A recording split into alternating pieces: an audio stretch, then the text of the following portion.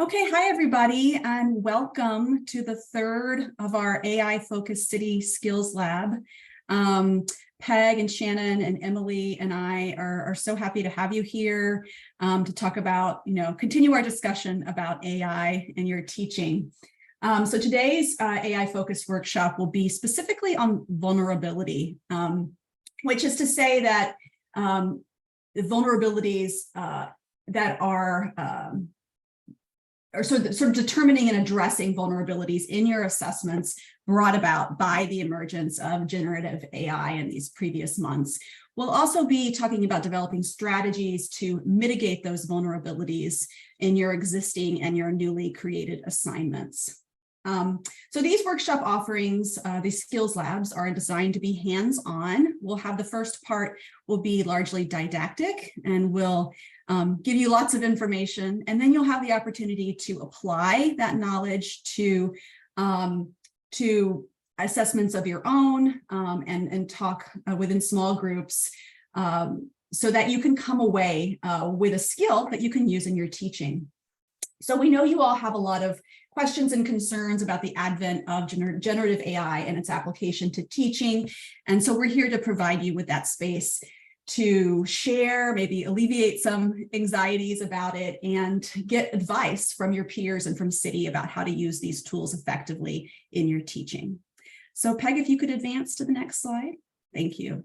So now I'd love to introduce ourselves. We have an exciting collaboration today with the Center for Academic Excellence, working with the excellent Shannon Lindsay, who is here.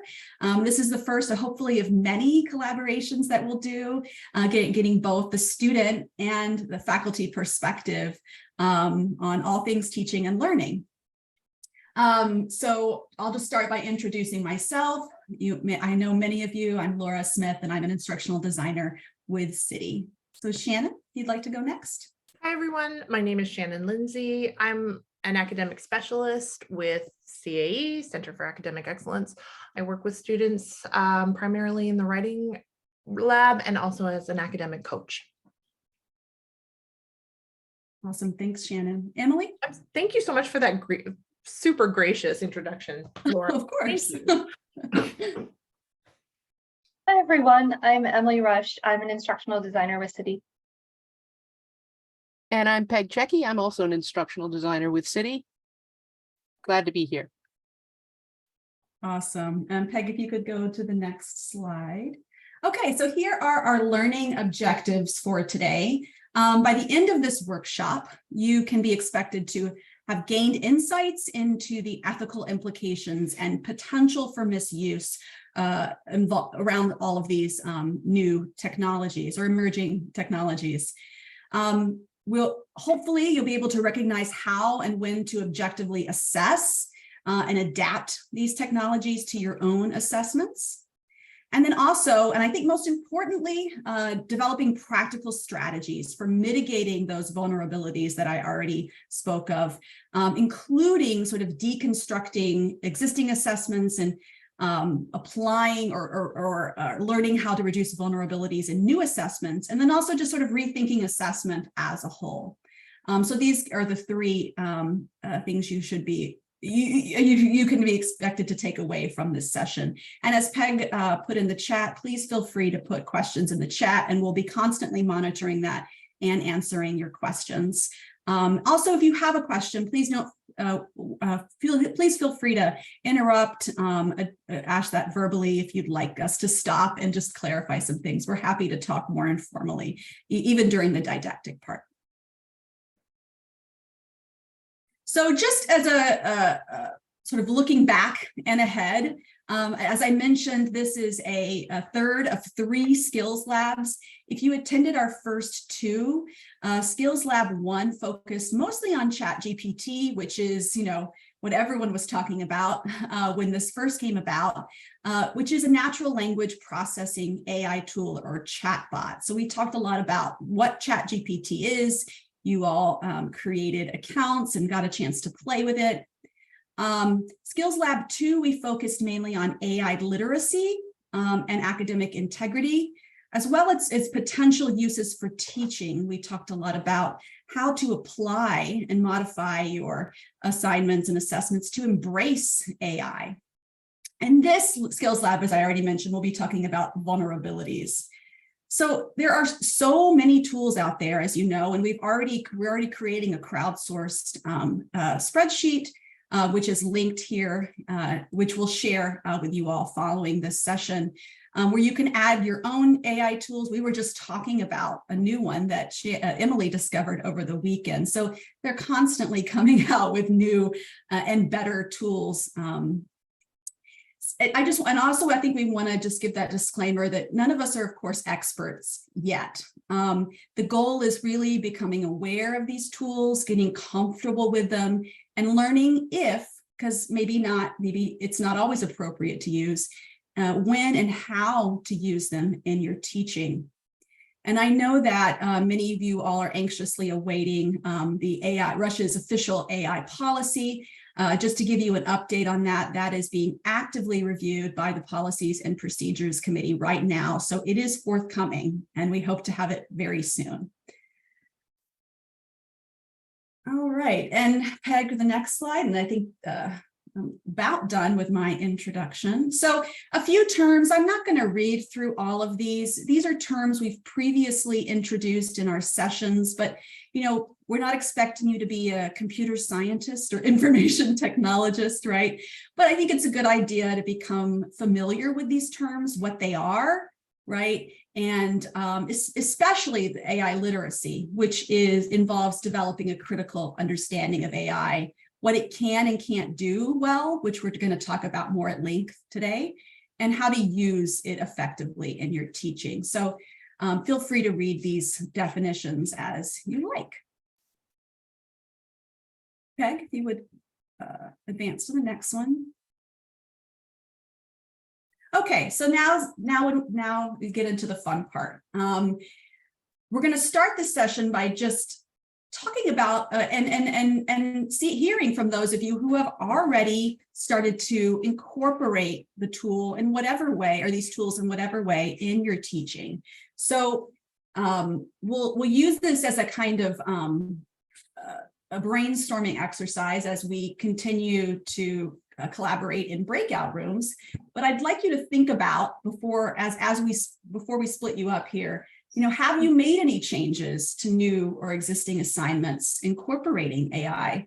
Or have you modified your assignments to make them less vulnerable to AI? We'd love to hear what you're already doing, because you're probably already doing quite a bit, and we'd love to learn from one another. So think about that, and I believe Peg is going to split us all up into I created two small rooms. groups. Okay. Yeah, I created two rooms. I'm going to open them in just a minute. You can join the room of your choice. So if you have a buddy and you want to work on something together, the point with this room is to just discuss what assignments you're looking at, what you're worried about. Use your own assignments for this, all right? If you don't have any assignments, that's okay too. You can use something that you've made up, something that you've seen, something that you've thought about. I mean, surely you all came here for a reason today, so you must have something in the back of your mind that you're thinking about. We want to get you guys to come up with the launching pad, if you will. So we're gonna ask you to discuss what assignments you're worried about. Talk about how AI might impact those assignments, given what you know about AI already. If you don't know anything at all, you haven't been to any of the other workshops, that's okay too. Just be thinking about, listening to the peers in the breakout room. Hopefully somebody in your breakout room will have an idea. And then just jot some notes, hang on to those notes. We're going to circle back around to that in just a minute. Does anybody have questions before I open the rooms? I wasn't on mute, I hope. No, Just no, kidding. not Peg. About how long are we going to be collaborating in these This rooms? one's a really short one, about 5 minutes. And you Okay. can, if you're done before that, feel free to come back into the main room. If you need more time, so too bad, so sad. 5 minutes tops. All right. Any questions before I open the rooms? I'm going to take that deafening silence as a no questions. I'm going to open all the rooms up. so one of the things that's going to alleviate a lot of your fears, I hope, is that AI does some things very, very poorly. If you did pull out an assignment or two to look at in your break room, keep them handy. You're going to look at them later. You'll probably get an idea what we're going to do with them even as we move through. Before we get to that point, though, we're going to talk about how to navigate within AI, and knowing that it's just a huge discussion. Making sure to put questions in the chat, as I mentioned, and then we'll just talk a little bit about what AI doesn't do so well. AI is horrible with subjectivity, right? It doesn't know its people. It doesn't know who they are, what their thought processes are, what they're thinking, etc. Doesn't do well at all with ambiguity. I mean, you come back with a hamburger salad, if a word salad, if you will. Adaptability, it doesn't handle change very well. Remember that everything in the internet, in the computer language, is ones and zeros, right? As complex as it is, it's ones and zeros. And so it can only bend so far. Grading criteria, it doesn't really understand what to do or how to adapt to your grading criteria. So the more complex and diverse your assessment is, the more of a limitation AI has. AI does better with really simple and straightforward procedures. In terms of contextual understanding, it's a great time to link things in your classroom, right? Because AI doesn't have that context. You can also do things like adding in specific contextual things that you want the students to work with when they're responding to an assessment that you've provided. There's a couple more, because it's really not as great as it thinks it is. It does not have human judgment, right? It does not have the ability to exercise empathy. Qualitative reasoning is out the door. It will overlook anything unique or any insights or creative solutions in favor of the very straight one and zero path. AI is not known for its lack of bias. In fact, quite the opposite. It has quite a bit of built-in bias, just given where it was trained. It was trained initially, I believe, using MIT rather. And so as a result, there's just a lot of very, very unbiased language there. Not a lot of diversity in the training models. It doesn't understand a ton of language. It's made a huge stride in that. And there's actually, Emily was showing us this morning about what was it? U dot something. And basically now you can add tone in, which is the next evolution. I think you said it was terrifying, but fun, right, Emily? Yes, yeah, exactly. So, I mean, AI in general still struggles with nuance, idiomatic expressions, variations in language proficiency. And then if you add in the English as a second language area, that adds in yet another layer of stress for AI. In terms of the ethics of it, we have had lengthy discussions about that in multiple circles. And it's definitely, there are some significant ethical concerns, including privacy issues, data security. When you put a question into ChatGPT, they're very clear that they now have that question forever. So you can't be asking things about specific patients, about specific students, about specific cases that you might have, because that's all now part of the database that they use for training. The AI has a distinct lack of feedback, and so when you're using AI, and some people are even using it to give feedback to students, it's pretty stilted and canned, and so that tends to be an issue. So given all that, did I cover all the bases? Do you guys have questions about other components that AI might do poorly? Anybody? Bueller? All right, I'm going to hand it over then to Shannon, who's going to jump in and talk about how and why the beginnings of, if you will, thwarting AI. So Shannon, it's all you. Thank you. Okay, so this is a pretty lengthy quote, but I just wanted to touch on two parts of this quote. It was an international panel discussion. Thank you. I think, Daniel, you sent this to me. And there are skills that students need to or can learn and utilize with AI, but we would still want to know that students understand how to construct language. And there are reasons to allow the use of technology, but the students are still going to have to be able to write unaided. And as a person who works at the CAE, as a person who's comes from a liberal arts background, I am very, very invested in students being good writers and understanding the writing process. So we're going to talk a little bit here about this writing process and how its importance is going to thwart AI. So again, writing is a process that students use, and this contributes to a number of other skills. And one of the things I guess I'd like to ask is, how important is writing to you, to your subject, and or your learning goals? I think that's the next slide, Peg. Is it? You're probably on top of it. Yeah. How important is writing to your subject? And that's a real question. If you want to answer, how important is it to your writing? Is writing to your learning objectives? And how important are writing skills to your field? Anybody have any? Feel free to come off mute, put it in the chat.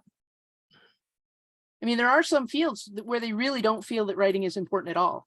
Like, it just doesn't matter. Right. I ran into that a lot as a culinary instructor, and we had writing and history and all kinds of theory courses, and writing was a significant. We had one class that they took was a global cuisines class, and the faculty member was a humanities professor, and all they did was write, and they ended up hating the class.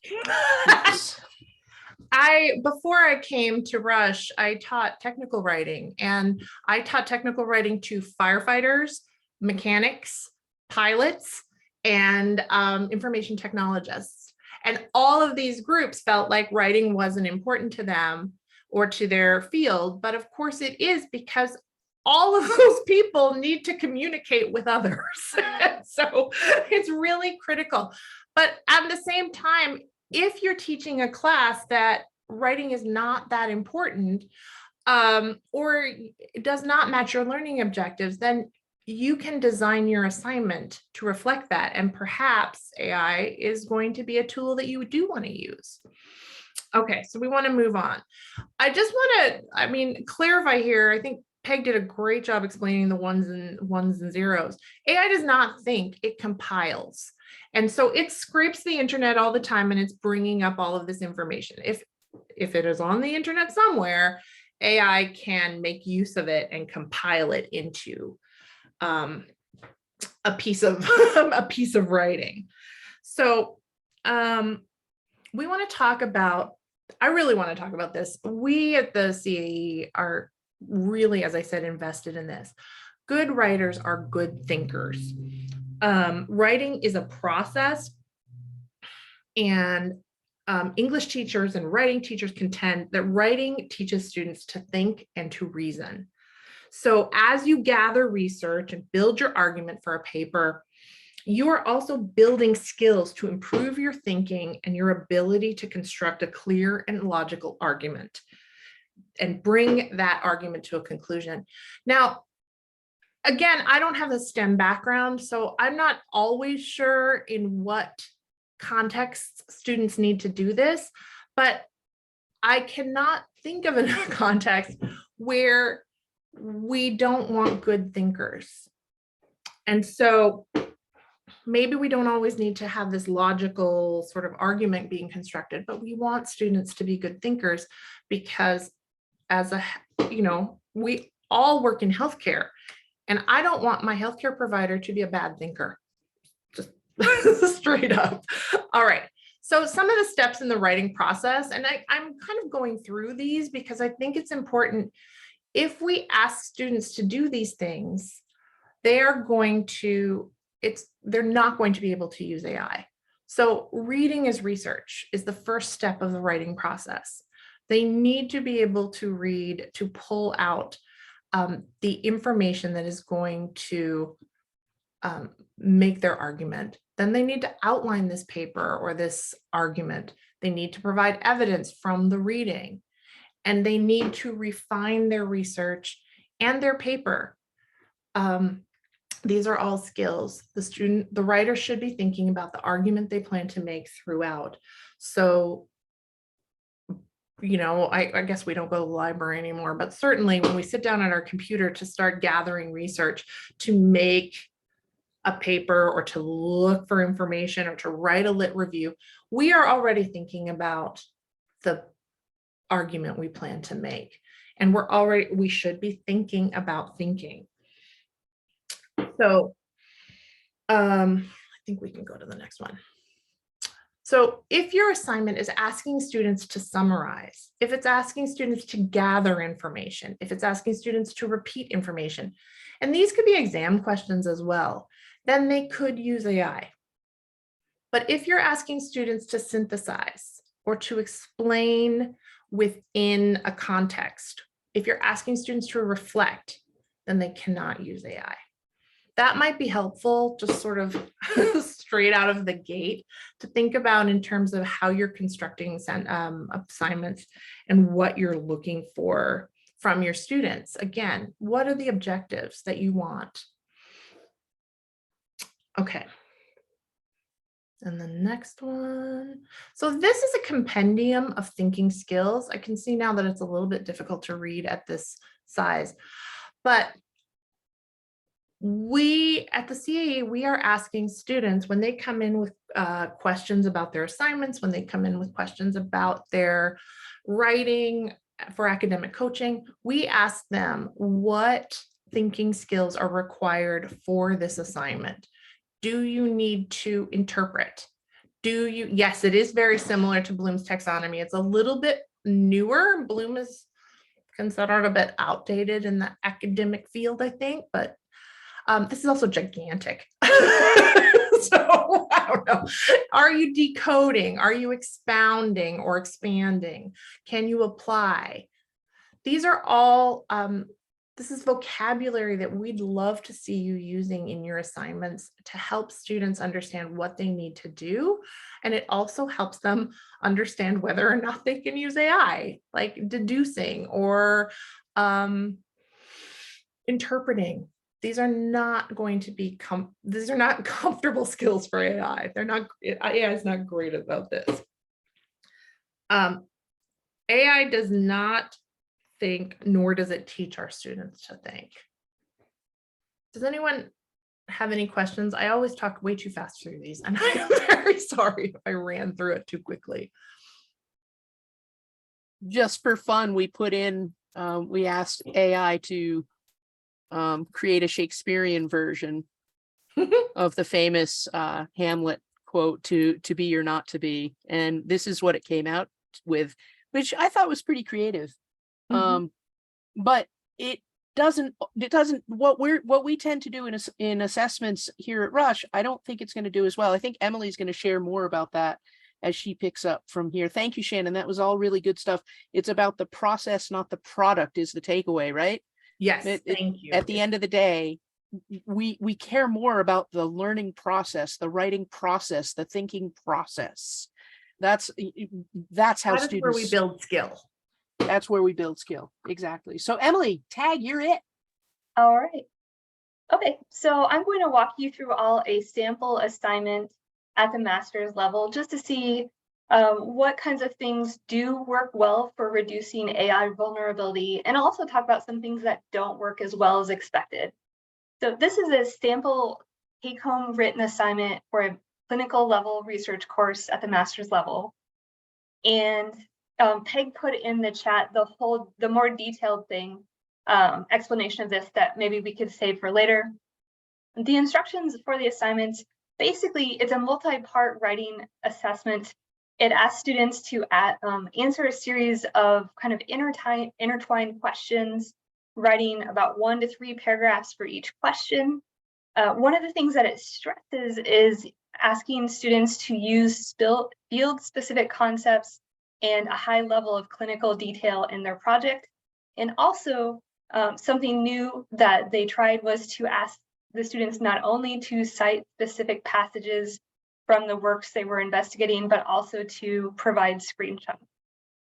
All right, so on the next slide, we'll look at the actual sample assignment.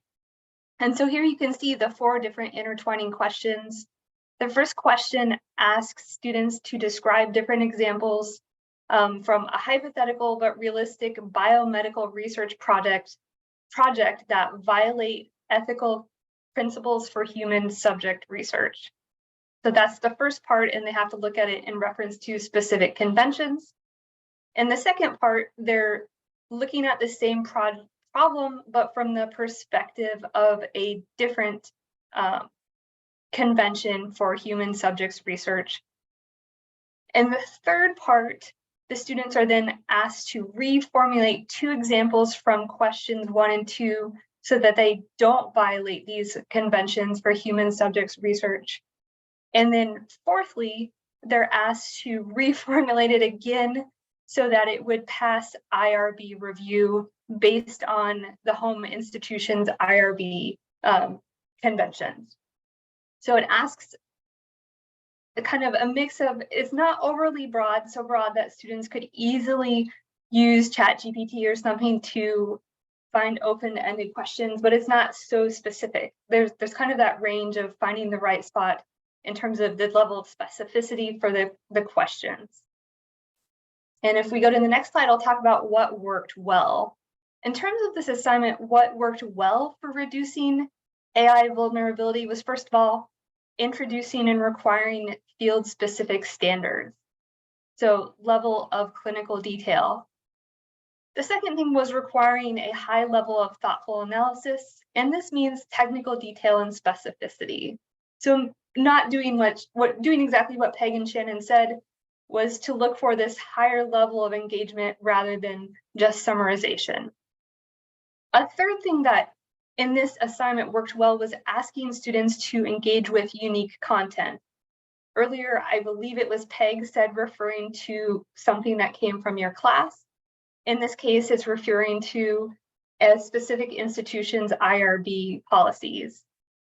And then fourthly, going back to showing that process of reading and thinking and understanding, was asking students to reference and perhaps even provide screenshots of specific passages from the required work.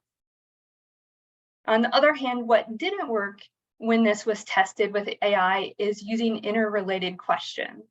So breaking it down into those 4 questions didn't actually help at all in terms of the kind of content that could be pulled out of AI. And likewise, it was thought that reliance on forbidden content, so discussing violations of human rights or human research policies, AI is not supposed to give you answers on that. But if you say, well, I'm a student and I'm working on this project, AI will kind of shrug and say, okay, I guess I can give it to you. So that's actually not particularly helpful, trying to look for something like that as a way to hinder AI usage. And we just have one more slide, and I'll mention a few other things that also work well if you're trying to develop assignments that are less vulnerable to AI. And these all are based in principles that promote higher order thinking. And the first is applying knowledge in new situations. And for example, that assignment that I just showed you, and I know I went through it a little bit quickly, so we can handle questions, as Peg said. It asks students to look at existing practices and existing policies and to think about how they could change a practice to make it agree with a policy, right? So it's applying that knowledge in a new situation. It's also a second higher order thinking principle that we suggest is using analysis and interpretation. And so in this case, students had to show their understanding through analysis of documents or policies, for example. And in this same assignment, they also had to assess the value of some of these policies and propose their own effective solution or defend their own position. Another possibility was to create or develop new ideas. And I think that was also exemplified in the assignment by kind of reformulating some sort of action or policy that so it's more in agreement with its existing guidelines. In terms of writing, this I think echoes very much what Shannon said. As educators, we're looking for writing that is cohesive and organized, and also shows attention to audience, purpose, context, and an understanding of genre. This is something AI currently doesn't do very well. I think certain tools are going to get better at it, but it's still, I think this is what separates AI writing from human writing, is the specific attention to all these characteristics as opposed to the bland kind of output we get from ChatGPT, for example. And also references. Someone I think brought this up in the earlier discussion about their concerns for assignments and for their classes going forward, is we want to promote higher order thinking by maybe holding students to a high standard in terms of references that are relevant, that they're current, and that they're specific to the discipline, and show that they have an understanding of the topic and they didn't just do sort of the scattershot search for the first source that fit their topic. And I think we have time for questions if anyone has questions on that, but the chat seems kind of subdued right now. I have a question. This is Marcia. So, I mean, I really like the idea of writing in that format that you just explained. And then I think, oh my gosh, how am I going to be able to grade these papers in that format that's, you know, that we're looking for now? I mean, I'm not going to, you know, I don't know how to ding them on different things that they're not like, oh, well, you didn't do this, you didn't do that. Any help from you guys? Grading Well, papers. Yeah. I have a document that I can put in the follow-up, but it has some great resources for thinking about assessing writing in the age of AI. It includes both writing that we're not talking about so much today, is the writing that is accompanied by AI, but also the type of writing that we're talking about today that is mostly independently produced. And it has some great, actually, these are exactly the criteria that I pulled from this rubric. So I'll put this in the resources that I share, but this was exactly the criteria for the rubric, and what I have on the screen is basically what would be the highest category in that rubric. So I hope that will be helpful. I'm happy to share that. Absolutely. You have a rubric for it then? It's something that another educator has produced at a different institution that we can put in our resources, but it's very detailed in terms of the different kinds of criteria you might use in rethinking assessment. Okay, thank you. Something else that might be helpful for you, Marcia, is to maintain control of the length of the document, so you don't get 50-page papers when you only needed 3. So, you know, just putting constrictions on them that will make it easier for you, and then learning the art of skimming.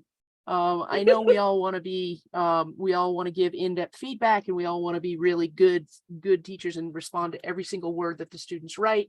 But I'll be honest with you, I've gotten to the point where I skim for content. I make sure they've got this, that, and the other thing based on the rubric, and then one and done, I give them feedback based on those few things. I do not feel the need anymore to parse every paragraph and give them feedback on every single paragraph. I used to be that way, but I no, not anymore. I Yes, just can't do it. our time is limited due to the amount of students we have, right? Exactly. And I think as long as you give them something to work on, what grates my gears, grinds my chickens, whatever the idiom is when I don't get any feedback, or I just get great job. And I mean, as a student, that's just crushing. I want to know what I can do better. I want to know what I'm not doing well. So find something, anything to give them that they can improve on, and you've done your job well, in my mind. And if I So- could jump in, Peg, if you don't Yeah. mind, I think also just always going back to your objectives for that assignment, right? If you want to be strategic about your feedback, then provide feedback that is aligned with those objectives, right? You don't have to 100%. talk about everything, right? You can just give them very specific feedback around that.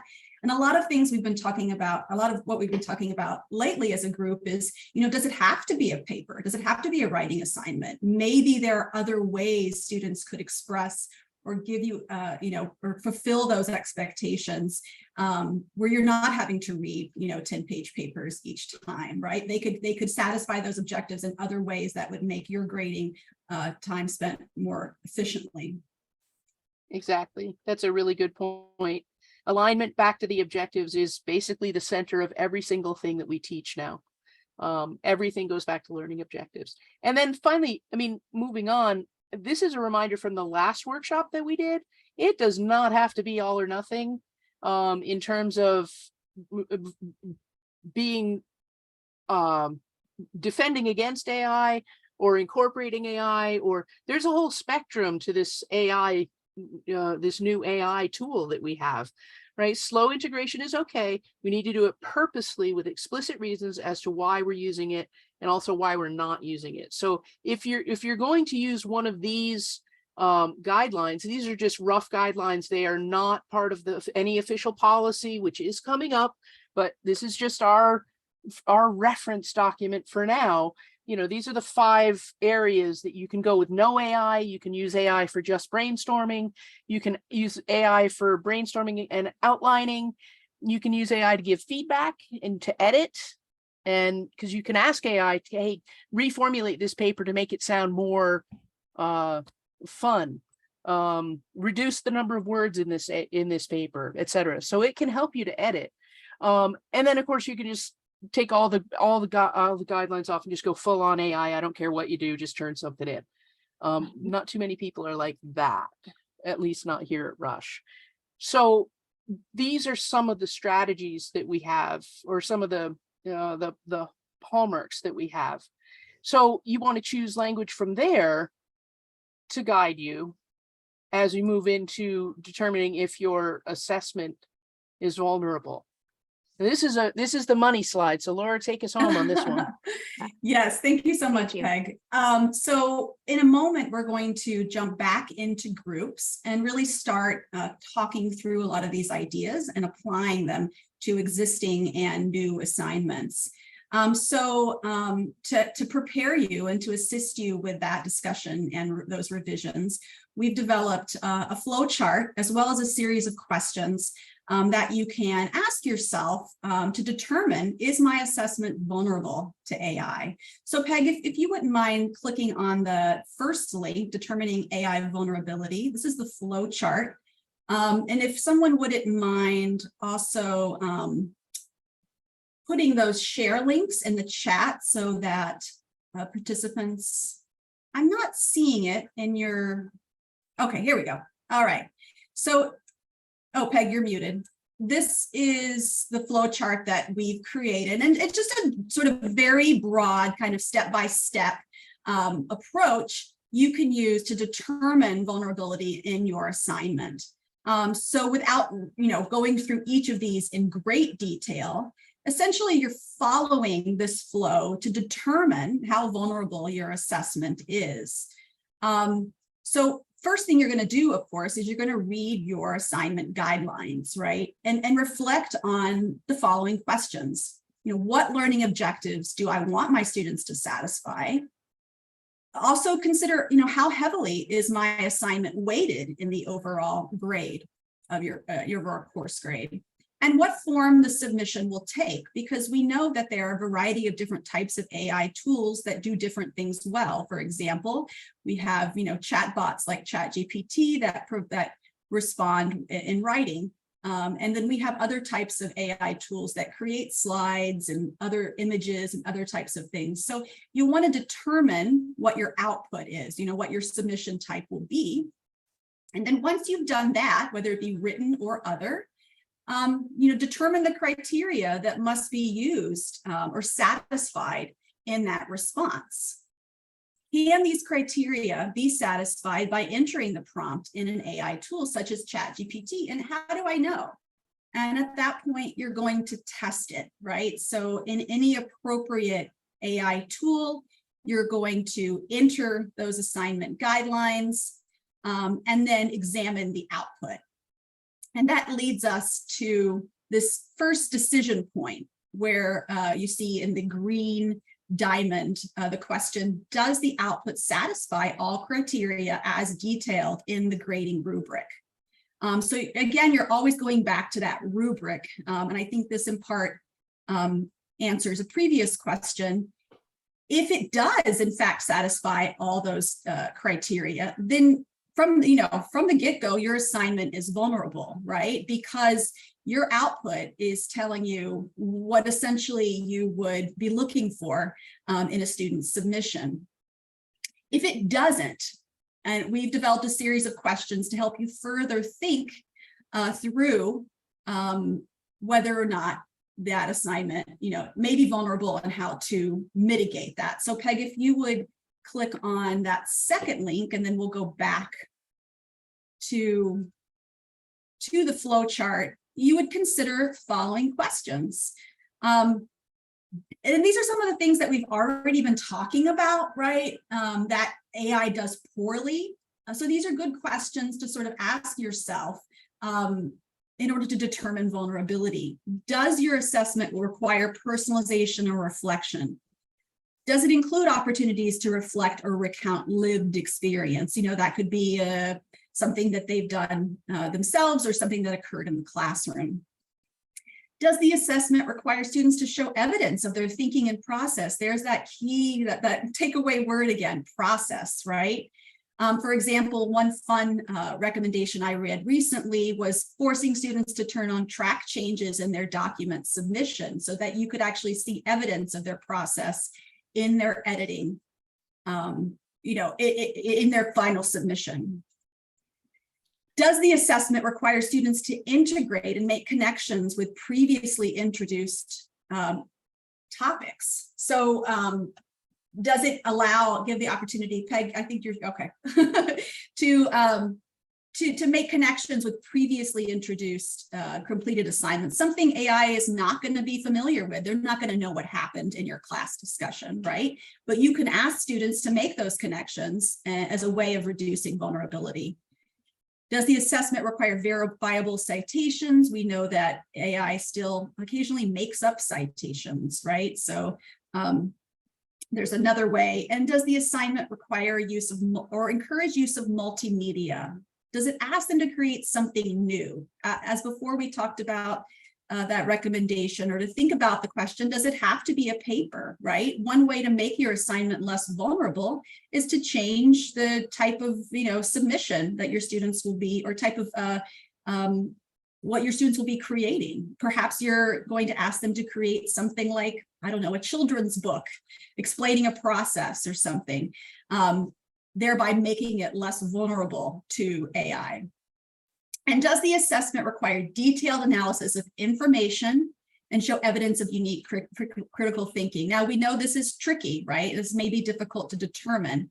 If so, you're going to need to think through that, perhaps work with a city instructional designer to assess and to sort of modify your assessments as needed. So these are, of course, fail-safe questions, but they're a good way, and Peg, if you could go back to the flow chart, of sort of thinking through the things that the questions that you would need to have in order to reduce vulnerability. And then say, if you answer yes to any one or more of those following questions, your assignment is less vulnerable. And then you can refer to practical strategies that we have in our infographic that we've also created to reduce vulnerability. And as always, reach out to City to get help if needed. Peg, did you want to briefly talk about this infographic? Sure. It's pretty rudimentary. It's pretty quick. Basically, again, learning objectives, creating and aligning them. Mixing your assessment types is another really big solution. so that they're not always just doing a paper, doing a test. Mix it up, do small formative assessments, scaffold your assignments so they're working on one thing each week and it stacks together. Incorporate real world scenarios. We've talked about that. Emphasizing application and context. You can't make it any stronger than if you're emphasizing context within the scope of your course. You want to develop rubrics, and we can help you with that. We can share the rubrics we've gotten. I think Emily's already done that in the chat. We can promote creativity and originality. There's nothing better. I think Shannon always brings up the example of having them make a quilt. You can even have them make a digital quilt, really. It's not quite as warm and cozy, but I mean, things like that, outside the box thinking, not only does it generate, fun and makes the student want to do the assignment, but it also keeps it AI proof. I also really love to give students choice. They can either do this or they can do that, or they can think of something on their own that will reflect the learning. They just have to clear it with me first. And in doing that, yes, it makes it a little harder for grading, but not really, because I know what they're going to do before they do it, because I designed the assignments that way. Focusing on higher order thinking, we talked about that a lot. Timely feedback. You might think, well, what does that have to do with anything? I really am a strong believer. I talked about feedback earlier. When students receive feedback soon on an assignment that they're working on, and they get feedback, and then they can adjust their assignment going forward for the next time. Whereas if you never give them feedback until after everything is turned in, well, okay, that it's a one and done kind of thing. It doesn't encourage them or motivate them or inspire them to go back and make it better. Reflection and class Peg, reference. Can I jump in for 1 sec? If Yeah. you don't have time to give that feedback, I really recommend doing peer reviews and having your students look at each other's work.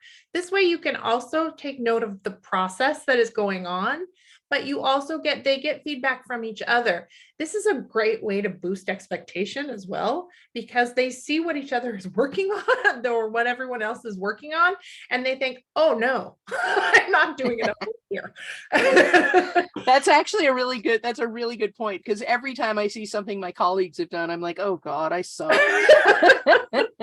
And so, I mean, I say that in a playful way, but also in a motivational way that, hey, I got to step up my game here. I don't want to be the non-graphic one. I used to have students do an assignment where they would have to email both me and their partner with their feedback.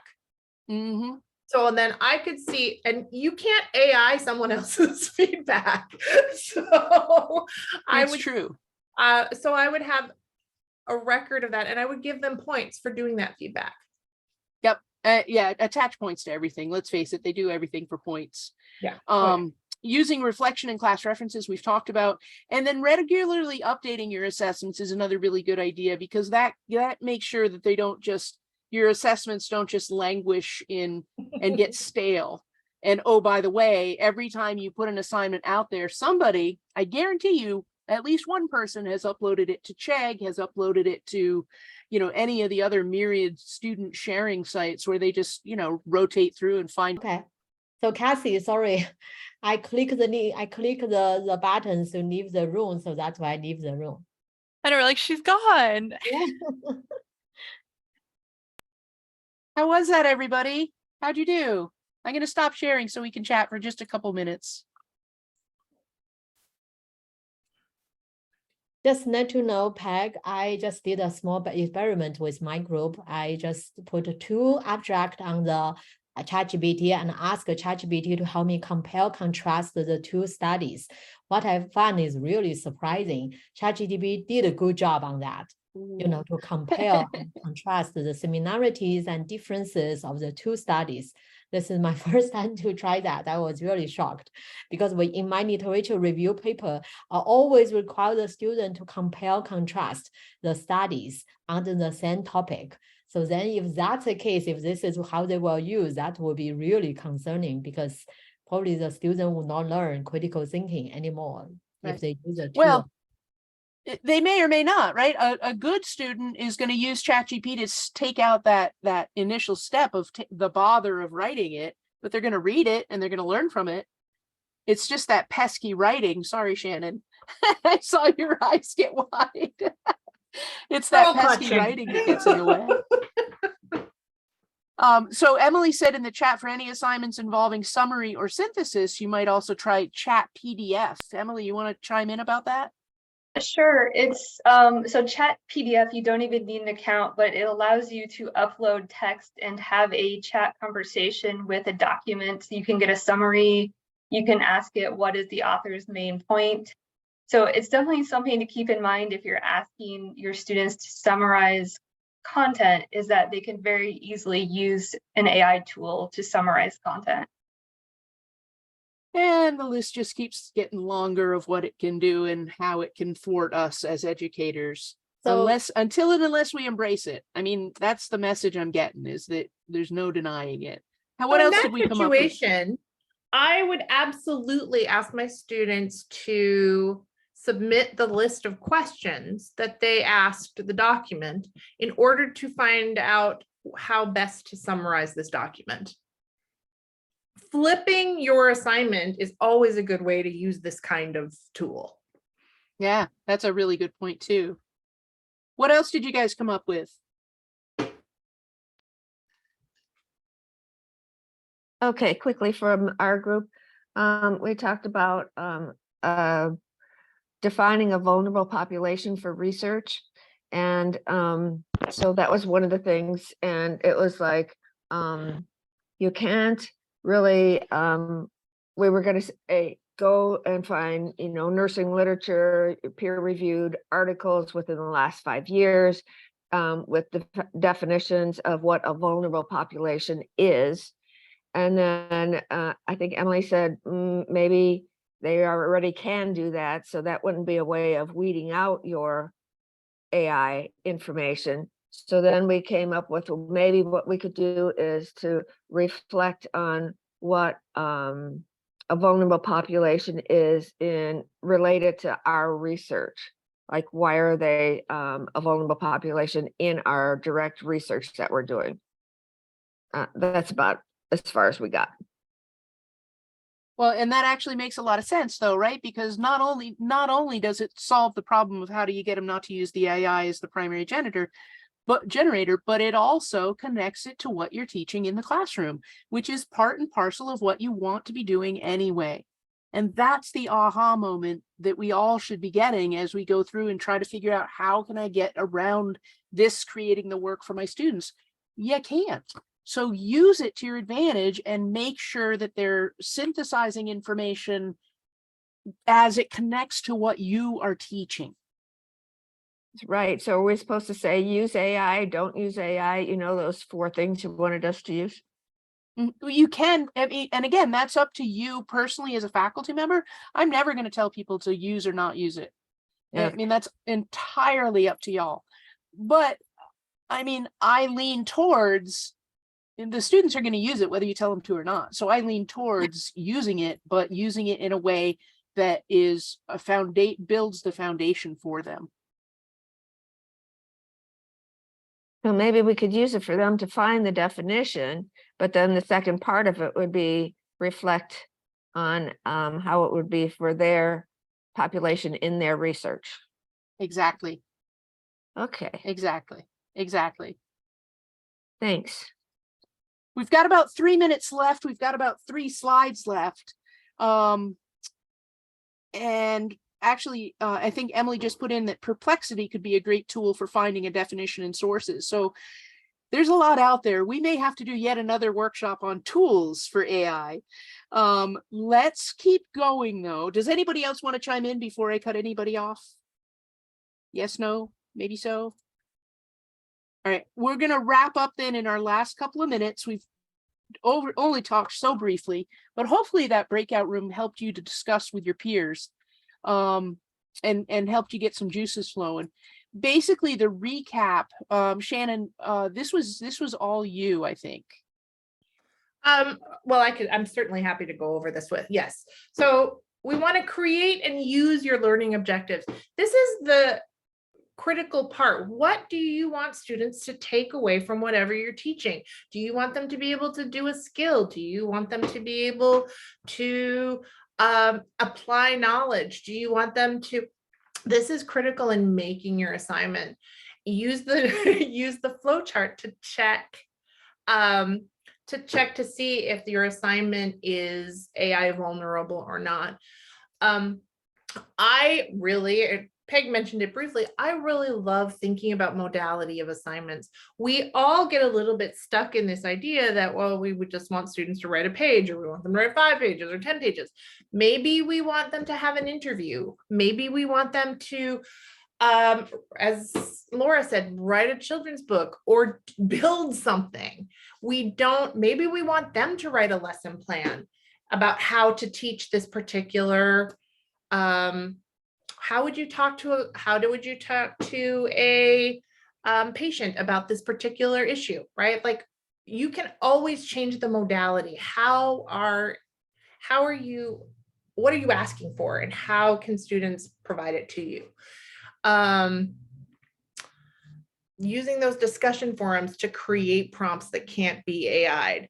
I think there's going to be a lot of professional support groups about this, but I don't think, as I think Julianne said, I don't think that AI is a bad thing. And in fact, I saw something the other day that said, if we don't all learn to use AI, it's going to be like the people in our offices we saw 20 years ago who didn't know how to use email, and how annoying they were. So we have to use it. We absolutely have to start implementing it. So how can we use AI? Good research skills are nothing to scoff at. How can we use AI to test students' research? And finally, if you would like a real, honest, authentic response from your students, ask for reflection and connection.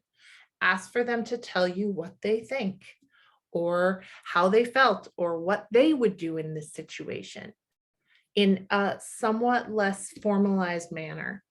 And I'm not saying that you have to actually speak with each of these students, but using reflection assignments is a really nice, how did they feel about this particular lesson? Maybe they can give you a grade.